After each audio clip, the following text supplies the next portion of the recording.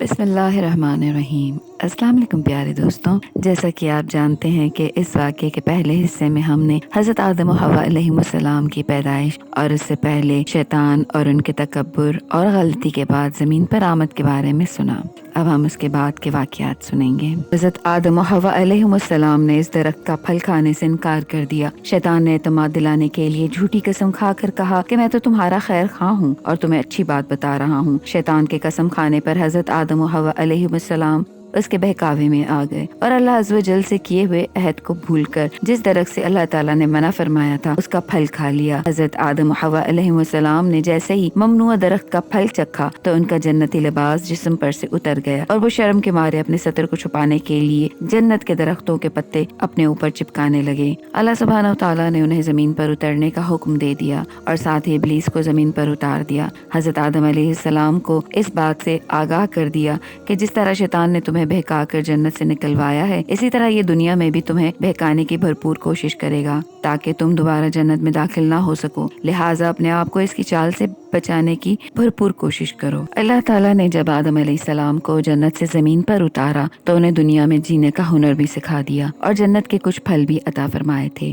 حضرت آدم و حوا علیہ السلام کو اللہ تعالیٰ نے جنت سے نکال کر زمین پر اتارا تو انہیں جنت اور اس کی راحت تو سکون والی زندگی یاد آئی اور انہیں اپنی غلطی کا احساس ہوا تو وہ فوراً اللہ سبحانہ و تعالیٰ کے حضور توبہ کرنے لگے اور توبہ کے کلمات بھی اللہ عز و جل نے انہیں سکھا دیے تھے۔ حضرت آدم علیہ السلام کے دعایا کلمات یہ ہیں: اے ہمارے رب، ہم اپنے آپ پر ظلم کر بیٹھے ہیں، اب اگر آپ نے ہمیں معاف نہ کیا اور ہم پر رحم نہ فرمایا تو یقیناً ہم نقصان پانے والوں میں سے ہو جائیں گے۔ یہ دعا پڑھنے پر اللہ تعالیٰ نے آپ علیہ السلام کو معاف فرما دیا۔ اس دعا میں حضرت آدم علیہ السلام کی 5 خوبیاں ذکر ہوئی ہیں: اپنی غلطی کا اعتراف کرنا، غلطی پر شرمندہ ہونا، اپنے نفس کو ملامت کرنا، فوراً توبہ کرنا اور اللہ کی رحمت سے نا امید نہ ہونا۔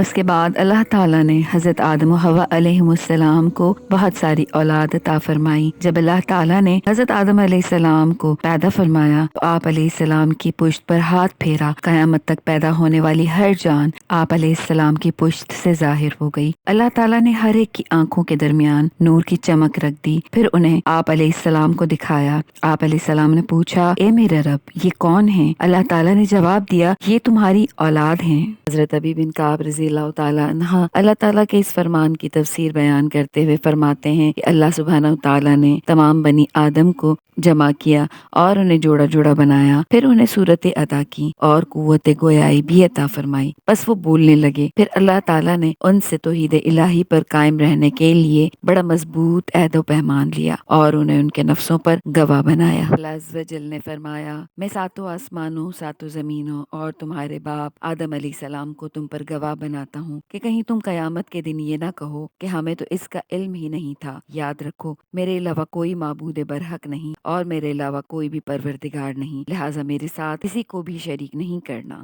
بے شک میں تمہارے پاس اپنے پیغمبروں کو بھیجتا رہوں گا جو تمہیں میرے ساتھ کیے ہوئے اس عہد و پیمان کو یاد دلاتے رہیں گے، اور میں تم پر اپنی کتابیں بھی نازل فرماؤں گا۔ سب نے کہا: ہم گواہی دیتے ہیں کہ آپ ہی ہمارے پروردگار اور حقیقی معبود ہیں، آپ کے علاوہ کوئی بھی ہمارا پروردگار اور معبود نہیں۔ سب نے اس بات کا اقرار کیا۔ حضرت آدم علیہ السلام کو اونچا کر کے سب کچھ دکھایا گیا۔ آپ علیہ السلام نے دیکھا کچھ مالدار ہیں، کچھ غریب، کچھ خوبصورت ہیں اور کچھ بدصورت۔ آپ علیہ السلام نے عرض کیا: اے میرے پروردگار، آپ نے اپنے بندوں کو ایک جیسا کیوں نہیں بنایا؟ اللہ رب العزت نے جواب دیا: میں نے چاہا کہ میرا شکر ادا کیا جائے۔ آپ علیہ السلام نے انبیاء کو دیکھا کہ وہ روشن قندیلوں کی طرح نمایاں ہیں۔ اللہ رب العزت نے ان سے بھی رسالت و نبوت کے متعلق خصوص عہد و پیمان لیا، بالخصوص حضرت محمد مصطفیٰ صلی اللہ علیہ وآلہ وسلم، حضرت نوح علیہ السلام، حضرت ابراہیم علیہ السلام،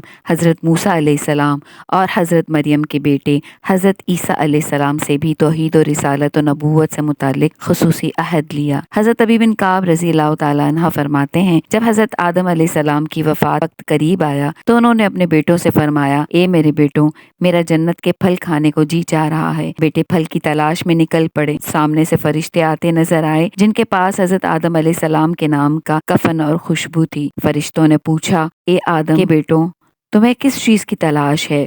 بیٹوں نے جواب دیا، ہمارے والد صاحب کی طبیعت ناساز ہے اور وہ جنت کے پھل کھانے کی خواہش رکھتے ہیں۔ فرشتوں نے کہا، تم واپس چلے جاؤ کیونکہ تمہارے والد فوت ہونے والے ہیں۔ فرشتوں نے آ کر ان کی روح قبض کی، ان کو غسل دیا، کفن پہنایا، خوشبو لگائی اور آپ علیہ السلام کے لیے لحد تیار، پھر نماز جنازہ ادا کی اور قبر میں رکھ کر اوپر سے مٹی ڈال دی۔ پھر مخاطب ہو کر کہا، اے آدم کے بیٹو، تمہارے لیے مردوں کو دفن کرنے کا یہی طریقہ ہے۔ حضرت آدم علیہ السلام کو مکہ مکرمہ میں جبل ابی قبیس پر دفن کیا گیا۔ آدم علیہ السلام کی کل عمر 1000 سال۔